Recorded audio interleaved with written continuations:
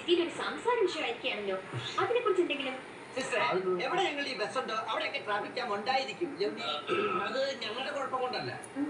എന്നെ മനഃപൂർവ്വം കരിവാരിത്തേക്കാൻ കുറച്ച് ആൾക്കാർ ഇറങ്ങിയിരിക്കുകയാണ്. സത്യം പറയണമല്ലോ, ഇവിടെ ട്രാഫിക് ബ്ലോക്ക് ഉണ്ടാക്കുന്നത് ആരാണ്? ഇവിടുത്തെ ട്രാഫിക് പോലീസ്.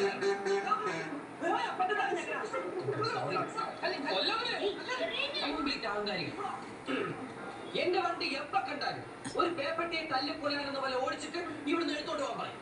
അവർക്ക് അതൊക്കെ ഒരു തമാശയാ. എന്തിന് ഈ ബസ് കസ്റ്റഡിയിൽ എടുക്കണമെന്ന് ഉത്തരവിട്ട് ഒരു ആക്കിയുണ്ട്.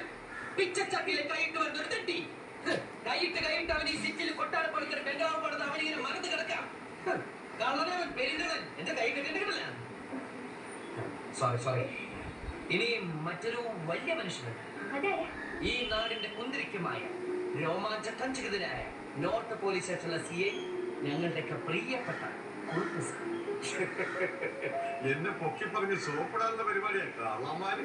വെറും കുറിപ്പെന്ന് പറഞ്ഞാൽ ആർക്കും മനസ്സിലാവില്ല. വീരപ്പൻ കുറിപ്പെന്ന് പറഞ്ഞാലേ നാട്ടുകാർക്ക് മനസ്സിലാവും.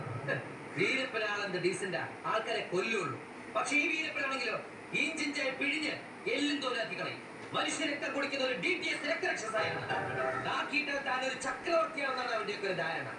ഒരു മൂന്നാം കട ഗുണ്ടയുടെ ചായയും പന്നിയുടെ രൂപമുള്ള അവനെന്റെ കൈക്കിട്ട് ചവിട്ടിച്ച് ചമ്മന്തിയൊക്കെ ഞങ്ങളെപ്പോലുള്ള പാവങ്ങളുടെ വെക്കിട്ട് കയറുന്ന, ഞങ്ങളെ മാന്യമായി ജീവിക്കാൻ സമ്മതിക്കാത്ത ഇവനൊക്കെ MG റോഡിൽ നാട്ടുകാരുടെ മുമ്പിൽ വെച്ച് കുരിച്ചു നിർത്തി കൂമ്പിടിച്ച് ബാക്കിൽ മണ്ണെണ്ണ വെച്ച് വായെ തിരികെ ചാമ്പലാക്കണമെന്നാണ് എന്റെ ആത്മാർത്ഥമായ അഭിപ്രായം.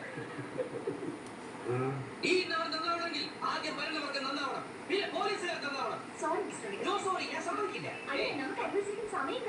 അതൊന്നും പറയാൻ പറ്റില്ല. എനിക്ക് കുറെ നേരം സംസാരിക്കണ്ടേ. നിങ്ങൾ മെഗാസീരിയലൊക്കെ ഡിസ്കസ് ചെയ്തോളൂ.